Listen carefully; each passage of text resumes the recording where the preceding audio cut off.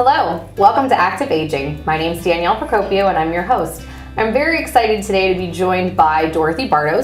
Dorothy's with the Alzheimer Network and has been a guest on several Armstrong programs in the past. We're excited to have you with us here today, Dorothy. Thank you, Danielle. So the reason we've invited you is because 5.7 million Americans are living with Alzheimer's disease. And from what I understand, by 2050, those numbers are supposed to rise to nearly 14 million. So there's a lot of people nationally, as well as here in the Mahoning Valley, that are affected by Alzheimer's. And you provide so many wonderful resources to the community that I wanted to take the time today for us to talk a little bit about that. Well, there's a lot of families that need a lot of support. Absolutely. So tell me a little bit about the Alzheimer's Network and how did it start and why did you start it and how did we get here today? Well, actually, I didn't start it. It was a group of families that started it.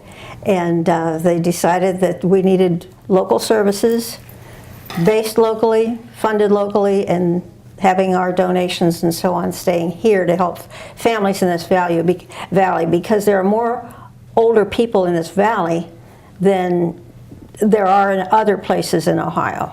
It's even more than Dade County, Florida, which is Miami. It's crazy when you look at the statistics for the population here in Youngstown and you see that proportionally across the whole country how many more individuals we have over the age of 65. So it's definitely important that we have those types of services in place. And I'm sure that the majority of our viewers are familiar with Alzheimer's disease, but I know that a lot of times people confuse dementia as an umbrella term with Alzheimer's. Can you tell us a little bit more about what Alzheimer's is specifically? Well, Alzheimer's is one of the dementias. There are others. There is the combination of dementias too, but mostly about 50% of dementia is Alzheimer's. And in round numbers, about 25% are people who have vascular dementia, or they call it multi-infarct dementia. And then you have another 20 or 25% of the next group that have both Alzheimer's and the small strokes, or the multi-infarct. You can see the multi-infarct on a scan. If you have the MRI, you can see that. But you can't see Alzheimer's. So they can't prove that it's not there. A good doctor is going to look at behaviors and progression and figure it out from there. And then there's another 8 or 9% that are combinations of Lewy body disease and Creutzfeldt-Jakob disease and a lot of different things that can develop into a dementia. Okay. So what are some of the hallmark signs and symptoms of Alzheimer's? So what are some of those signs and symptoms that you would see in someone with Alzheimer's disease? Well, for one thing, and we have to consider this, Alzheimer's gets into the picture very slowly. That is, in many cases, the family adjusts to some of the changes, like, well, Dad forgot his doctor's appointment. Well, he forgot Mom's birthday. And he can't do the lawn work in the same quality that he used. The rows are not straight anymore. Different little things. And then over time, maybe even years, 2 or 3 years, they'll say, when you look at all of that stuff, there's something wrong. And at that point, we say, okay, if you're seeing something wrong, ask the doctor to do some just office testing to find out what the recent memory abilities are, because they can do a mini mental status exam in the office. They can do the 3-word test, telling somebody 3 words and asking them to repeat those after a while. There's also the clock drawing test. Those are simple, but at least it will give the doctor a frame of reference to start with. Okay. It might be something else, and hopefully it is for anybody. Hopefully it is. Yeah. But you also have one of the brochures that we pass out at the fair, and we mail it out, and we give it to people as support group.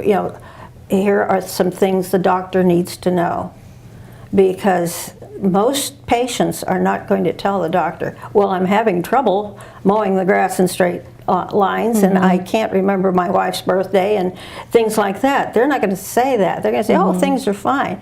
And that's just normal. I mean, everybody wants to protect their humanity and say, I can do all this stuff. I'm an adult. I can do these things. And so, we tell families, let the doctor know what's going on, because he needs the correct information. Sure. And some of the examples that you're giving are things that I even know that sometimes I catch myself doing. And so I think one of the things that we always tell families is there's definitely a difference between forgetfulness. As we age, we have more on our mind. There's more to keep track of. There's that difference between forgetfulness and then actually having the memory changes that are significant enough for Alzheimer's. So when should I call the doctor? When is the time for me to call the doctor about myself or my husband? Well, let the doctor know regardless that you're kind of concerned. And the doctor may say, well, what are you doing? Well, I'm working 2 jobs and I'm taking care of my grandkids. All right, have you considered stress? So there are some things that are not Alzheimer's, which is, like I say, that's great, when you're not having to deal with the disease itself. But there are some medications that can slow it down. A doctor's going to consider that if he really thinks that it's Alzheimer's. And a good doctor is going to just not jump to a diagnosis because he needs to look at it over time. Okay. To see over several months now, has there been a change? Is the clock drawing not as good as it had been? Is the mini mental status test not as high a score as it had been? So that's the progression that an experienced doctor is going to see that. Sure. I know that a lot of times you hear that story of people putting keys in the freezer or something where it doesn't really belong, or having trouble with numbers and those kinds of things, as well as that forgetting of the birthday or maybe someone's name. So if those signs or symptoms are there, then we want to make sure we're keeping an eye on them and talk to the doctor. And some things are perfectly harmless. Yes, you're trying to get something out of the freezer and you've got your car keys in your hand and you think, well, if I move this stuff over, I can get it out. You put the car keys down. Yeah, I mean, little things like that happen. Yeah. And that's normal, and it's that family that's has a lot going on in their lives. But it's a pattern, so it's something that's not just a one-time event. It's going to be, I'm continually doing those things.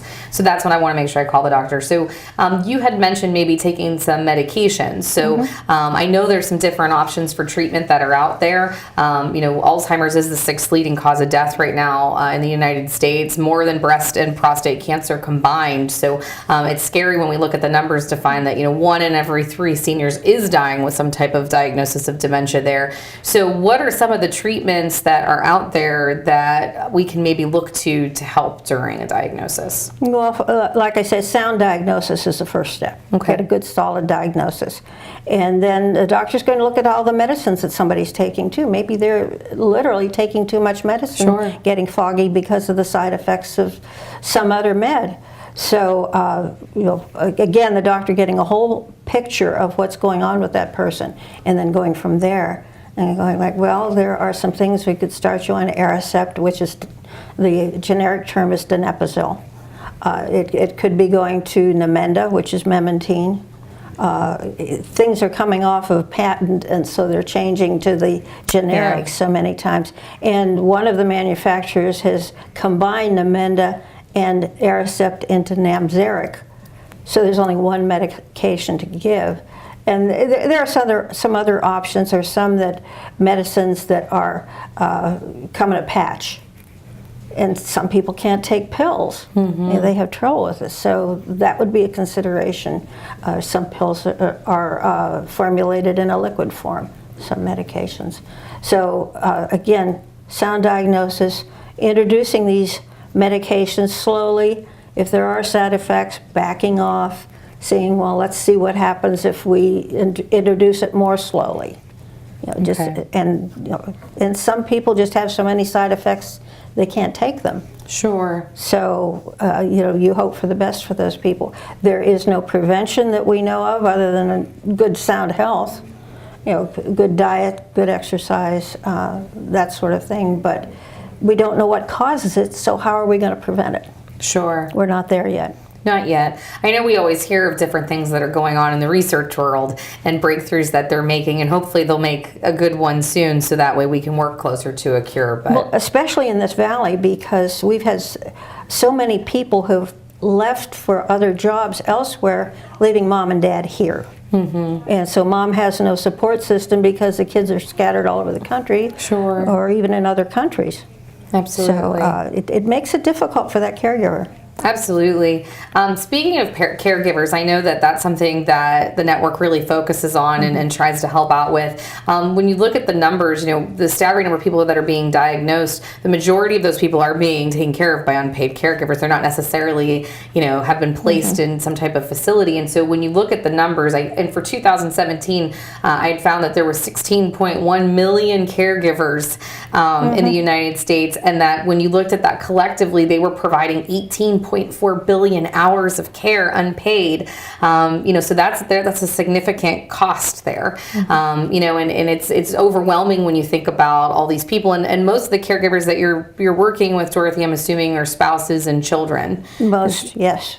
Yeah, so the spouses are aging themselves, and then the children are presumably still possibly working or taking care of other family members as well. So that's a lot of pressure and a lot of stress for those caregivers. It is. It definitely is. And when you have a tiny little lady who is taking care of a 6-foot husband, that's difficult. Absolutely, it's difficult. Absolutely. So tell us a little bit about some of the resources that you have for caregivers. Well, we have a telephone line which we encourage people to call and get at least a start into knowing some of the materials that are available to them and some of the services that are available. We just finished up an educational series. We're going to be doing that again in the spring. We have a newsletter that goes out. Besides that, we have loads of topical brochures. Like what are activities that somebody could do? What are the where are the support groups? It's in the newsletter, but it's also in a brochure, Sure. so that they could just keep that handy brochure. But there are so many different individual questions that somebody might ask. A lot of them we have a brochure that we can send out, but some of the best answers that people get are in support group. I can imagine. So the phone number that someone would call if they needed to reach out to that line, what would that number be? It's 330-788-9755. Perfect. And when is that hotline answered? Most times we try to answer it any time. Okay. But it can also get backed up, and there is the ability to leave a message. Perfect. And we do call people back. Very good. So if you are on another line with another potential client, or if you're out of the office, then they're able to leave a message and you can reach back out to them. What a wonderful resource that is for one. I didn't realize you guys had the hotline. Well, we do, and we find that people, in the middle of the night, or after what you would think would be closing hours, something happens, and they call. Absolutely. So I think that's a great place to start. I know that there was a couple of things that you and I had talked about specifically that caregivers are really impacted by and that you have some additional resources for. And one of those was legal planning. So I know there's a lot of questions that once someone has a diagnosis, what do you need to do legally? Or even if you're trying to prepare before diagnosis, if you're a planner and maybe you're trying to get things in line just in case, God forbid, something were to happen, what are some of the legal issues that the caregivers are facing? There are a multitude of them, because some people have kept in line with their attorney, and they've gotten their will done, they've gotten a durable power of attorney, they've got a durable power of attorney for health care, they've gotten a living will, they've gotten everything all packaged up, but then one of them is diagnosed with Alzheimer's. And usually with a couple, they'll share the power of attorney. Well, you be mine and I'll be yours. Right. And if one of those people has Alzheimer's, maybe that needs to be revisited.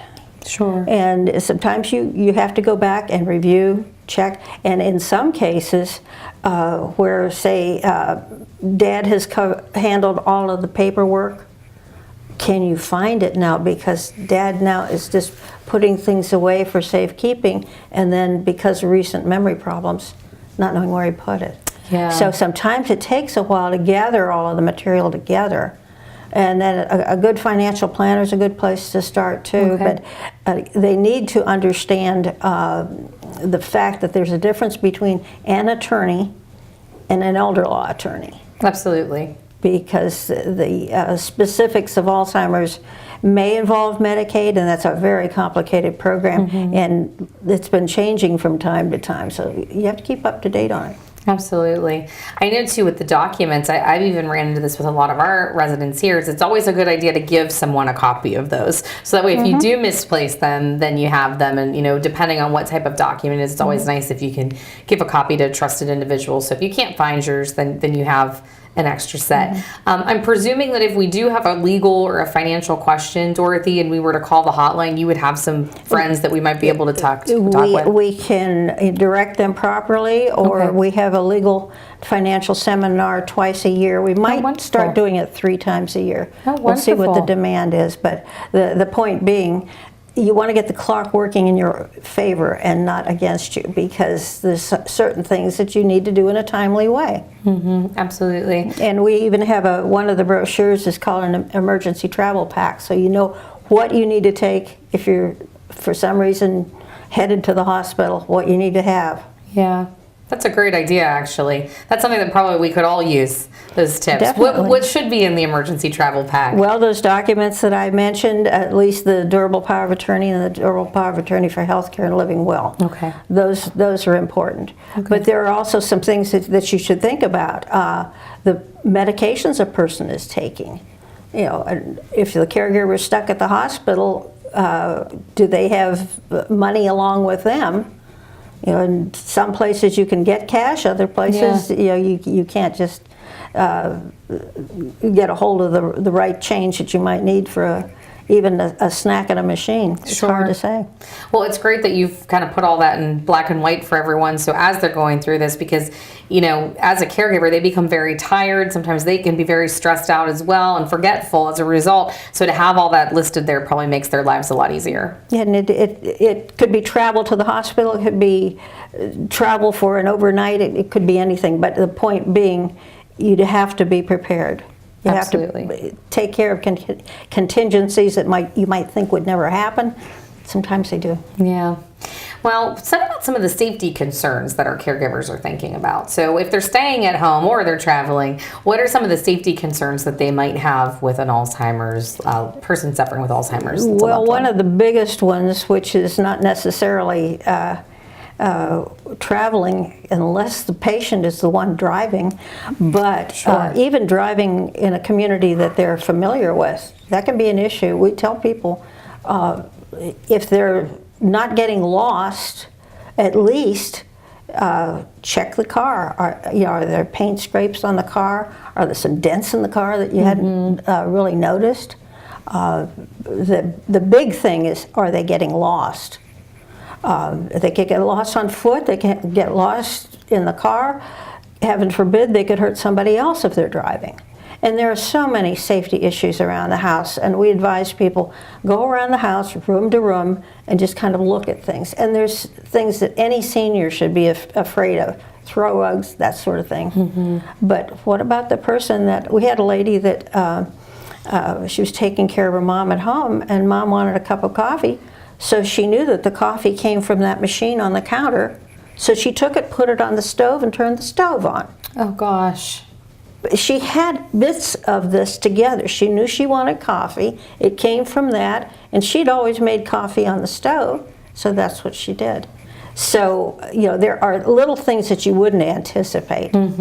So you have to be very vigilant. You should have the smoke alarms. Some people have put burglar alarms on their homes so that they will know if the person is leaving.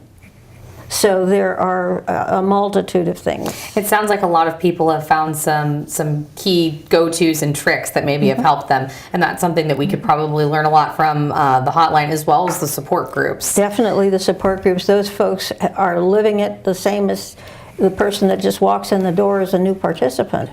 So they can make some really good suggestions that are very practical.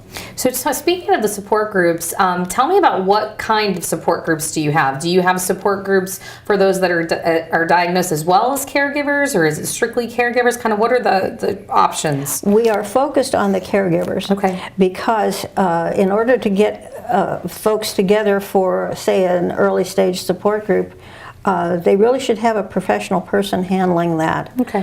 Somebody that has gotten enough training that they can handle the psychiatric parts of this. We focus on the caregivers because that's where the responsibility is lying. And that's the person who's going to get stressed out more so than the patient. Sure. So we want our caregivers to be able to attend. We have different schedules, meaning they can be a daytime, participating in a daytime group, an evening group. We have some on Saturdays. We were going to start one on a Sunday afternoon. We're going to see. Occasionally we just find out where people need a support group and start shopping for a location and offer that one then. As we're looking forward to doing one in Hermitage because we cover 4 counties. What counties do you cover? Trumbull, Mahoning, Columbiana in Ohio, Okay. and Mercer in PA. Okay.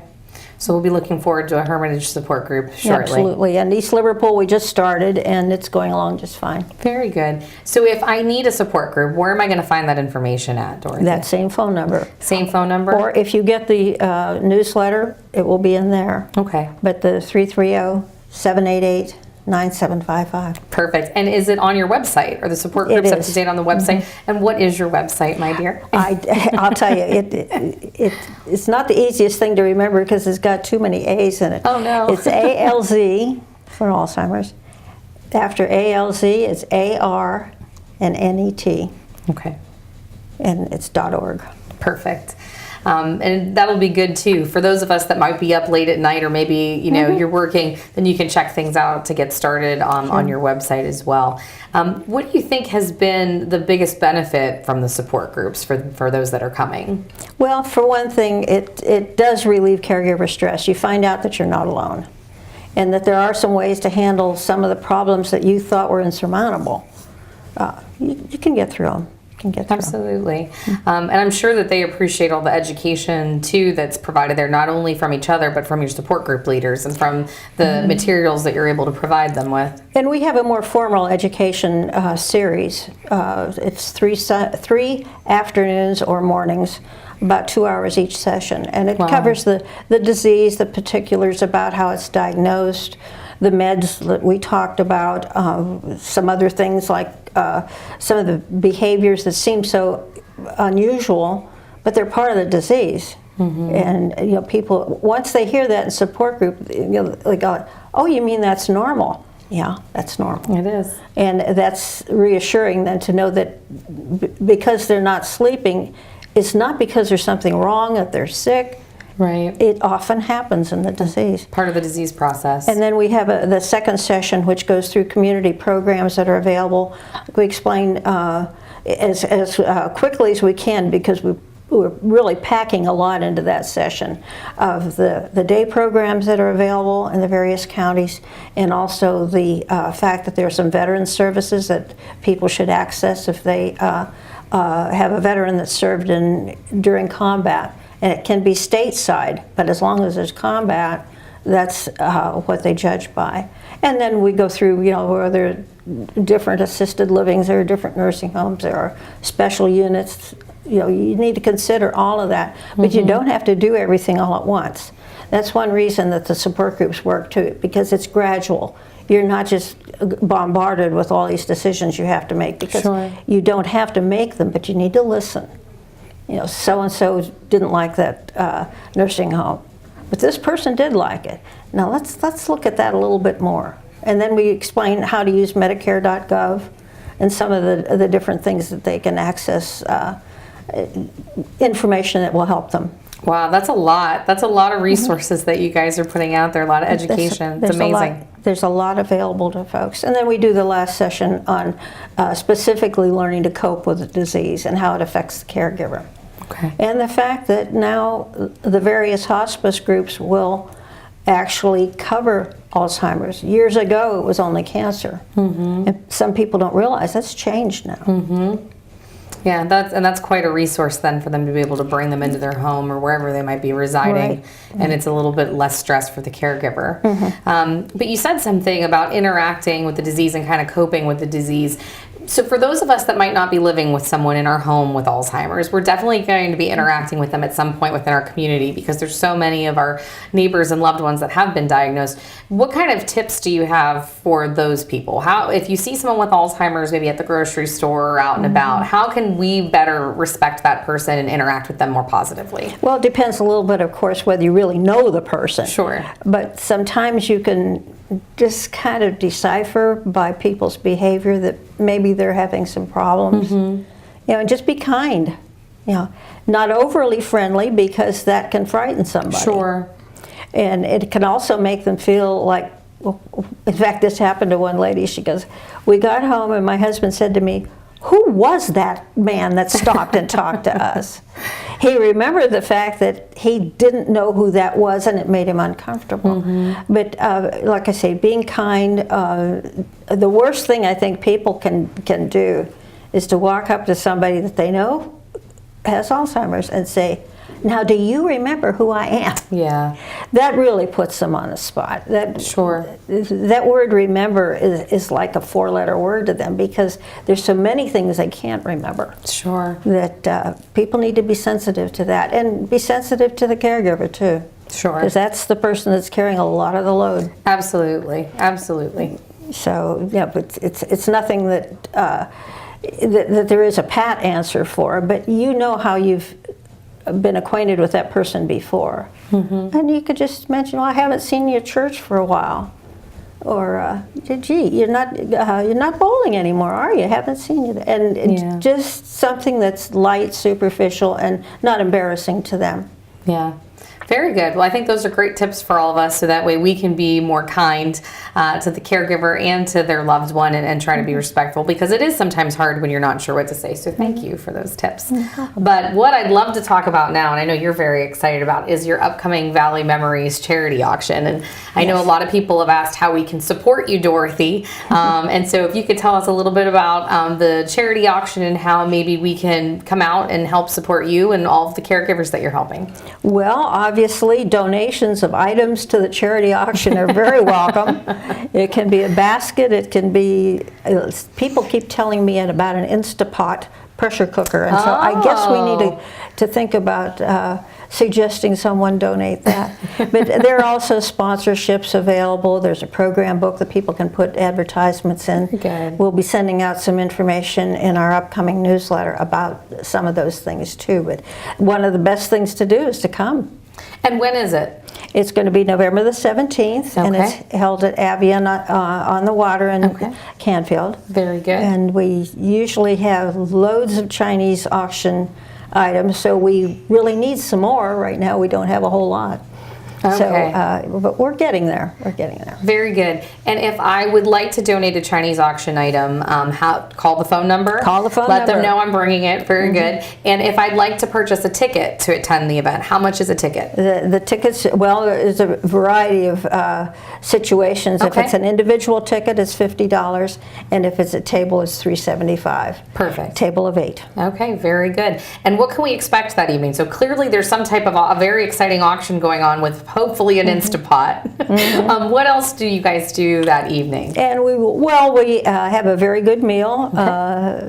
Chef Mike does a good job for us, and we have some entertainment coming along. We have a disc jockey, and we're going to have hopefully a celebrity MC. Oh, very good. Very good. Well, it sounds like a great event. I wish you guys lots of luck for it. Thank you. It's a lot of work, but there's an adage in nonprofit work, no mission, no money. Well, we've got the mission, so we need the money to support the mission. Absolutely. And is there any other way that we can help support you? Are you looking for volunteers currently, or anything else that we can do? We have a wonderful group of volunteers, but people have busy lives, and so one person might like to do something like the garage sale, and somebody else would like to do the walk, and somebody else would like to build baskets, and I don't want to go to the event, but I'll build you a basket.